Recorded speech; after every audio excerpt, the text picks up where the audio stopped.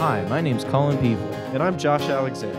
and this is the Out of Place podcast. Together, we travel the country to bring you to a new destination with each episode. From current events to crazy stories, we discuss just about anything and everything. So follow along with each episode as we continue to be out of place.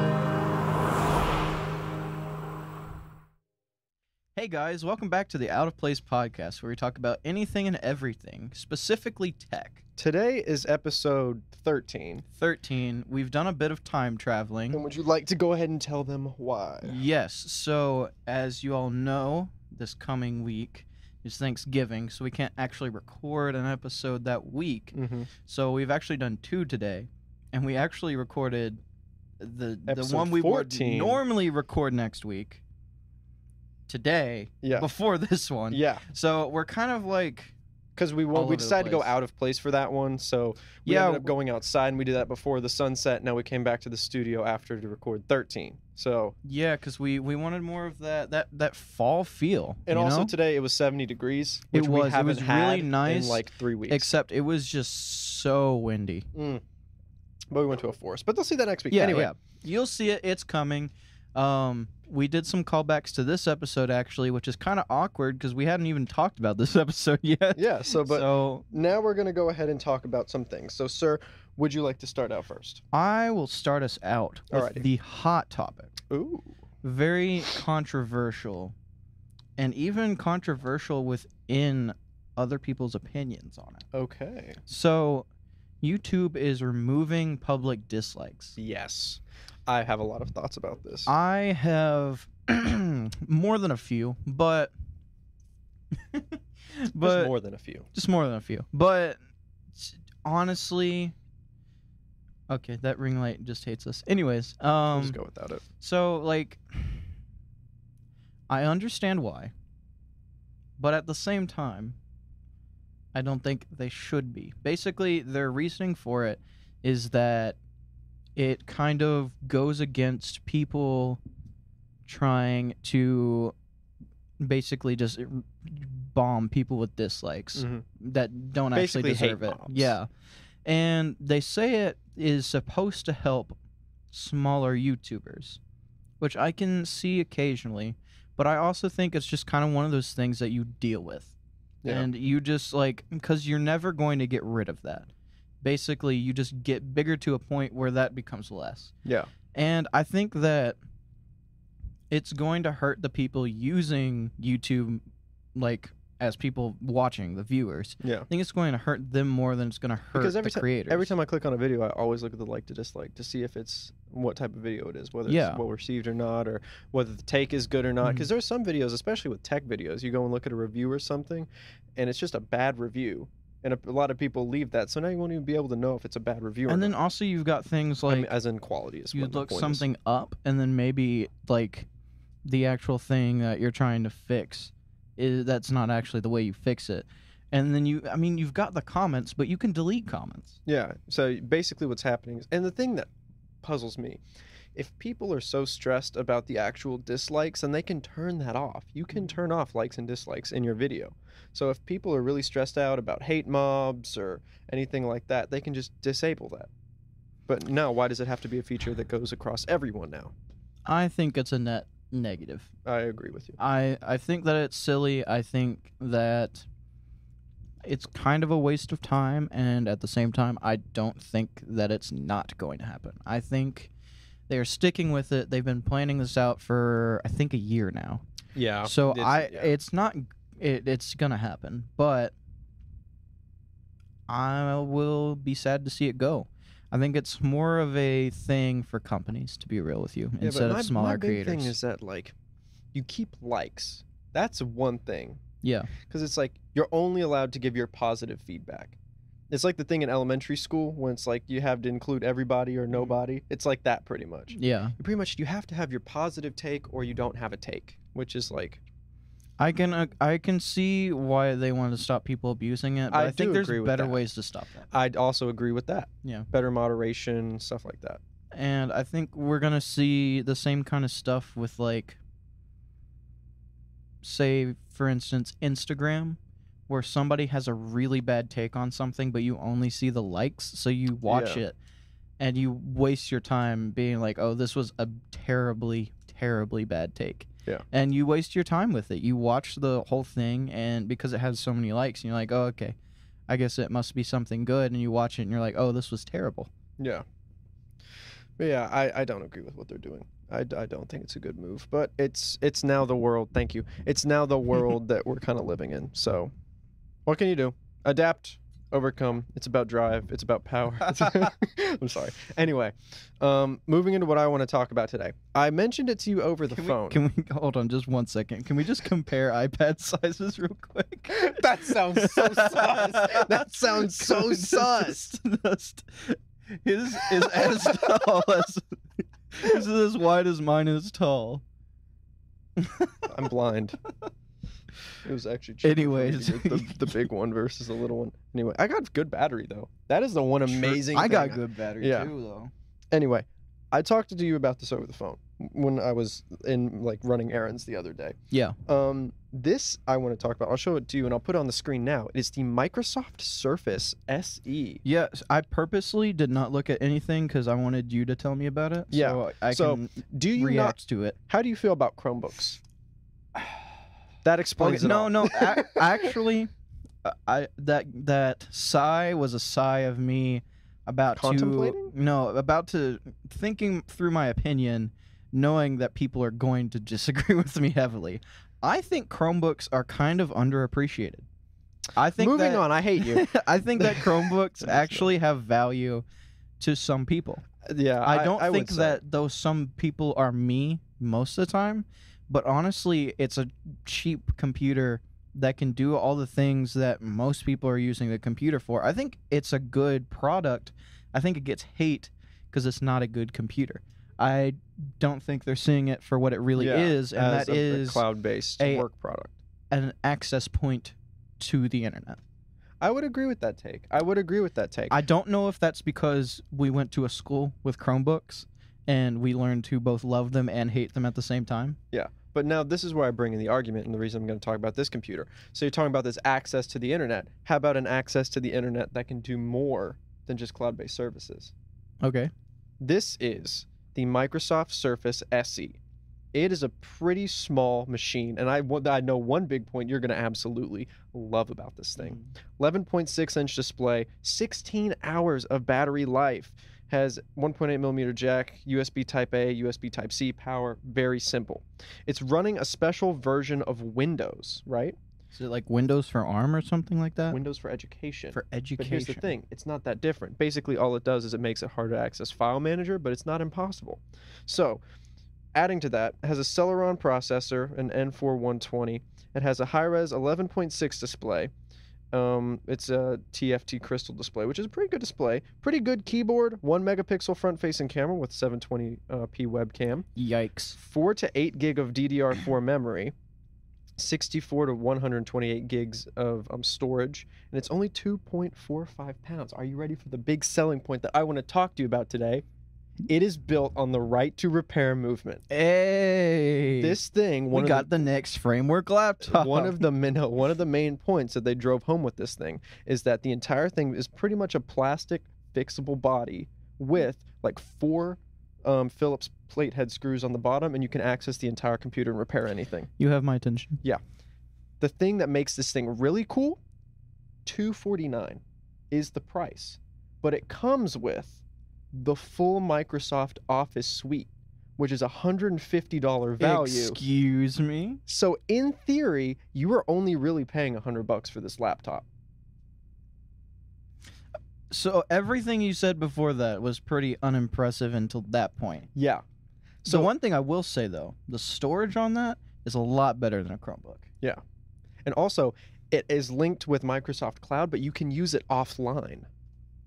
So you don't have to be online to use it. It's Windows 11. So it's like a full Windows operating system. It's a Windows Chromebook. It's a Windows Chromebook. In my opinion, that could be good. Exactly. And they're just coming out, so we don't know too much about it. But if I'm a school, or if I'm just like someone who like uses basic Word apps and like throws a computer around like it's nobody's business, for $249, you get the full Microsoft Office suite, full one-time, not subscription-based, which may I add, full fee, all in, plus a Windows laptop, which you can do all your file exploring and everything on, and internet searching and web browsing and video watching, $249. This would be something I'd get for like my grandma. Yeah, I can see that. I like the idea. My only problem is that it runs Windows. Yeah. Which is notoriously bad on not very good computers. Mm-hmm. Especially because it looks like it's running Windows 11. Yeah, that's what SE stands for. It's an optimized Windows, pretty much. It's the education. It also can run Minecraft. So there's your benchmark. That's all you need. There's your benchmark. If need. you're looking for a $250 Minecraft machine, there you go. But I mean, there's still a lot of kinks, and it's not going to be an amazing laptop. You're not going to be able to get it and then expect yourself to like do intense video editing or like photo manipulation or anything like that. This is, in my opinion, strictly for basic applications, Word, Excel, PowerPoint, using the internet, web browsing, emails, all that type of deal. But that's pretty much where it stops. I think where this might die is if it's really slow. Yeah, and that is the one thing. If it's really slow, it has the Celeron processor, which is not the fastest in any capacity. If it ends up being super slow, it's well worth it to get a Chromebook over this. Yeah, I don't have it on here, but it has Intel 600 graphics, which is pretty much equivalent to your computer. So it can run Minecraft. I think this is just something we're gonna have to like just see Keep an over eye on. time. Yeah, it's very new in the marketplace right now. Like it's been announced like 6 days ago. So. So that really is the only downside to that, is if it's super slow, everybody's going to prefer a Chromebook, because that is the thing about Chromebooks. They are really fast because they have nothing on them, pretty much. But that's also because of web optimization. What could be cool is making it into a Linux laptop. You would lose the Microsoft like suite, which that means you're paying $250 out the box. But it would be a nice like fuller experience, because I mean Chrome OS is just Linux, so it would be more of a fuller version of that, I guess, that you could access, or depending how well you can access the bootloader to this computer, you can, not to say you should, legal reasons not to say you should, not going to tell you where you can find it, but I will tell you it's easy to find. You can find how to put Chrome OS onto any computer. Yeah. And not this Chromium OS that people have like open source made.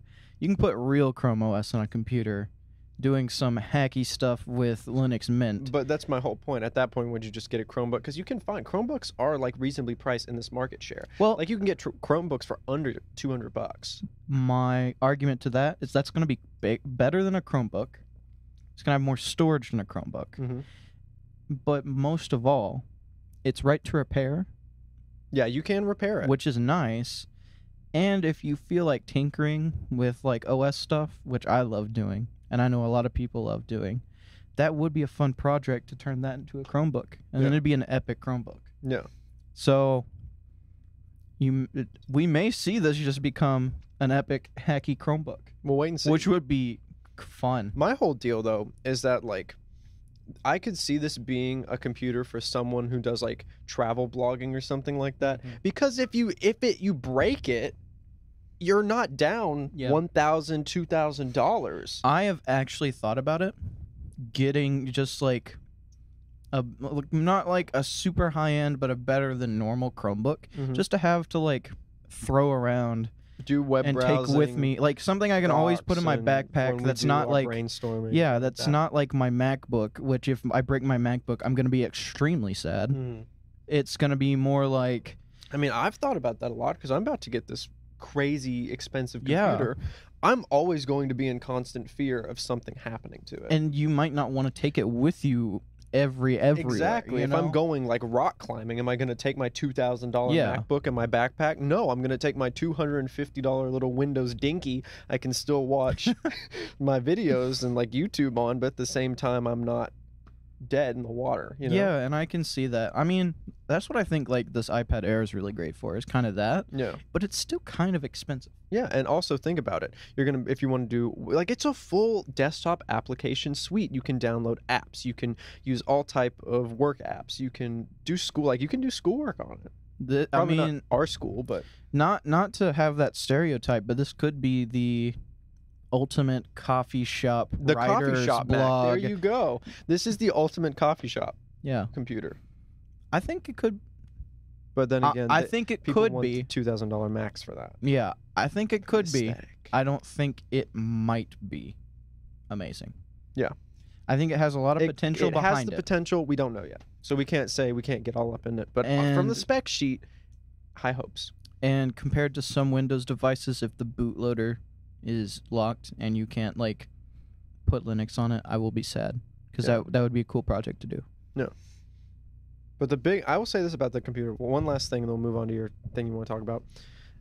It pretty much is it was marketed towards children, like early adolescents. And I think that's good because Windows doesn't really have a good like education children's device that really stands out beyond anything else like the Chromebook. Yeah, but that's what they're trying to get to, that Chrome OS market Which is share. good They're because going for more it. people should try and get into that because it's a good market to get into. Anyway, we got 10 more minutes left. You want to go ahead and jump into your topics? I got some good news and I got some bad news for you. Which one you want to hit me with first? I'll get into it and I'll kind of go from there. All right. Alrighty. So, as we've been seeing more and more of the MacBook Pro news coming out, Mm-hmm. it's been interesting to see more of the benchmarks. Yeah. And the thing is, it's going so slow for us getting this laptop, but we hope to actually it's review horrible. it while it's still relevant, maybe. We'll see. Maybe around Christmas time, maybe last minute purchase for somebody. I don't know. We're hoping. Maybe people a lot of people buy things in the New Year's after Christmas. Their New Year's resolution is to get a $5,000 computer. So, so what's happening All right. is that a lot of people have been doing a lot of benchmarks, and what they have found is that this new MacBook Pro, especially the top of the line version, The M1 Max. yeah, they found that it is accidentally a really good gaming laptop. Really? Because from my initial remarks I saw is that it was actually pretty poor. The problem is Yeah. is that there's not a lot of games that are good to run on it. Yeah, there's no benchmarks really. So there's some Steam games Can you play Subnautica? Yes and no. Wait, what? Yes and no. Kind of. So basically there's Mac OS games on Steam. Yeah. And I mean if you're gaming on computer, you're most likely going to be using Steam. Oh yeah. And Or that's kind Origin if you're weird. Yeah, but Steam is more accessible to different I will say operating that. systems. I will say that. Yeah. So there's Mac OS games that you can run on them. They run through Rosetta, which kills the performance by about 15%. But you can still play AAA games full 60 FPS. Oh. All of the ones that they have on Steam. Huh. Now, they do only have like 14 on Yep. Steam Yep. that run on Mac OS. But disregarding that, they all run really well. The problem is getting the actual games. Yeah. The other thing is that people have been trying to run it through like Wine and stuff like that. Mhm. You know about Wine? Yeah. Basically, it's emulating Windows, not on Windows. Mm-hmm. And people have had some success and some failures. So it's kind of a hit or miss situation on if it's going to work through Wine, Yeah. which is kind of a letdown. But at the same time, I mean, it's expected. This is like new tech that hasn't really been perfected yet. Yeah. And the other thing that people have been doing is emulating Windows in Mac OS, which is an okay option with this MacBook because it is so powerful. Yeah. But it's just not a great experience. Yeah. The one thing that is a great experience, The Notch. emulating games, Really? specifically like Nintendo style games. Okay. It's better. Is it better than the But Switch? You can also emulate like Xbox games, like original Really? Xbox. Xbox 360? That's probably pushing it a little bit because Okay. emulation software, I mean, you're basically emulating an entire computer inside your computer. Yeah. But everybody has been able to emulate stuff with this MacBook Pro as good as on the actual device. Huh. For okay. most of them, well, at least. If you have a good emulator, it's That means really that's something good. we're gonna have to test. The one thing that would make this so great is if they had a Switch emulator, which people are working on making. Yeah. So you could be playing Breath of the Wild on your MacBook Pro. That could be a move. But the thing is on the games that you can play, boy, do you get some good performance. It is actually pretty close to the top-of-the-line gaming computers that they were comparing to, like laptops, gaming laptops, that they were comparing to in the M1 announcement. So it's kind of nice to see that their claims are kind of backed up here. It's not a great experience overall. Together. Yeah, but I mean, it's not a great experience yet. But I think that can be tuned. The hardware's there. Everything has the potential to be good. People just gotta make it get there. The other thing is mobile gaming. Yeah, has come so far that there are some good mobile games, and you can play all of them on Mac. Yeah, because it just is the same thing as this. And like the iPhone and stuff, so you can play all the mobile games, and there are some good ones that you can play, and it runs them so well. You were playing mobile games today when I came in. I was, and this is 2012 MacBook Pro. Yeah, I was playing Asphalt 8, which is another game that you can play on there, and it runs very, very well. Yeah. So it needs more improvement, but it has so much potential. I think it's crazy. But the big point that I have for this, disregarding the fact that some games don't work. Some games aren't good to play.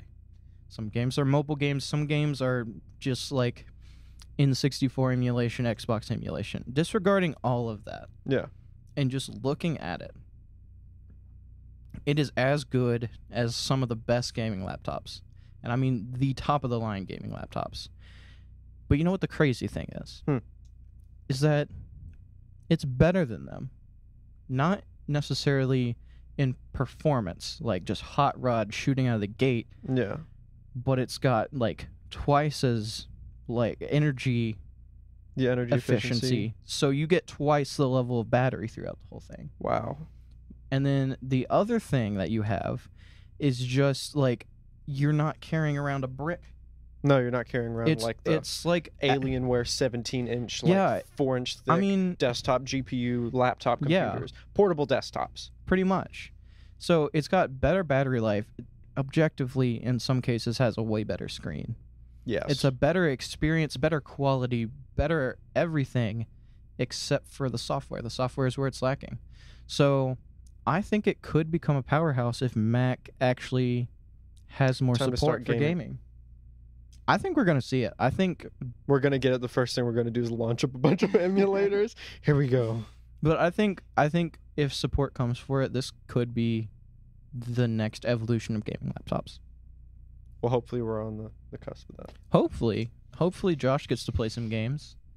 If I can play Subnautica. I'm trying to think of what Mac games I really love. Subnautica. No, I used to play Kerbal Space Program on Mac. Yeah.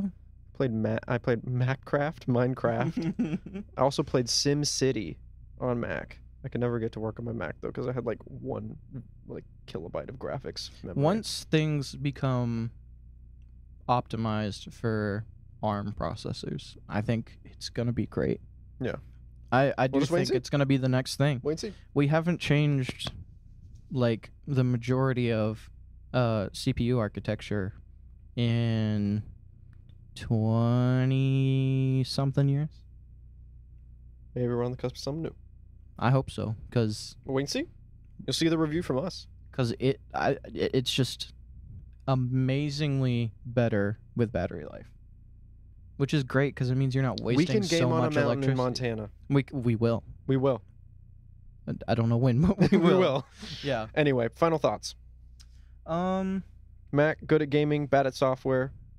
Good at new Windows machine. Good at gaming eventually. New Windows machine could be the new Chromebook. We'll wait and see. If it's not terrible. Yep. And then that's YouTube. Most of Microsoft stuff. YouTube.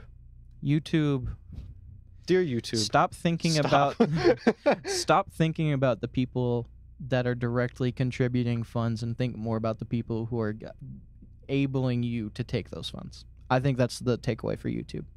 Look at the people actually using you and not actually just giving you money. Yeah. I think World eventually, revolves on money.